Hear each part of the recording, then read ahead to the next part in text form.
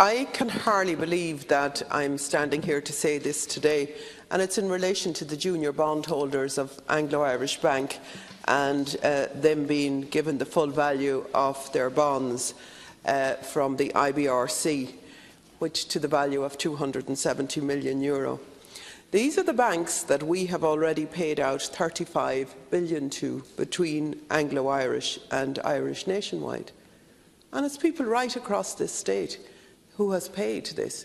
It's not only the people who are presently living, but it's the people who are born into the future that are going to have to pay this for many years to come.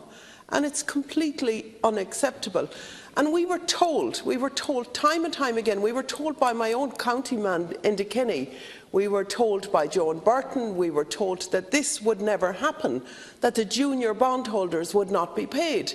And now we see suddenly that they are being paid. And the problem I have is that the government clearly have not explored all of the legal options available to them around that to stop those payments being made. These were gamblers and speculators and hedge funds.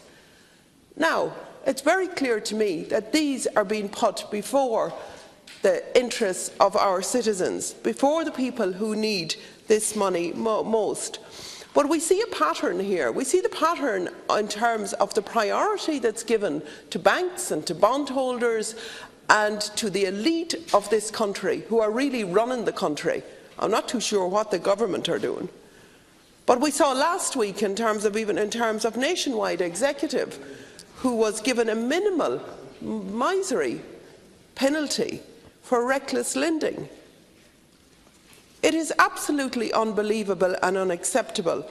And Pascal Donoghue actually said last week that it was a highlight.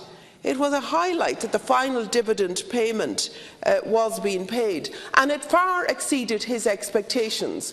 Well, if that's his expectations for the ordinary citizens of this country, it absolutely beggars belief.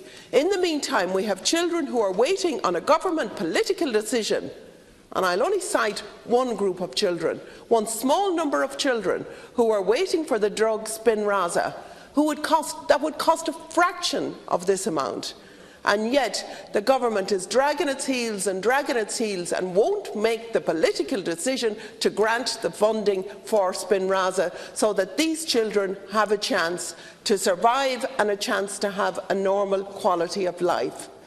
The Minister didn't even answer the letter that was sent by one of these children, probably the last letter that that child will be able to write because Spinraza is being refused to her. He sent back the photographs. He wouldn't even respond to it. And yet we jump as high as we have to jump in terms of the junior bondholders, the speculators and the gamblers who have collectively ruined this country and been facilitated by a government and continue to be facilitated by this government.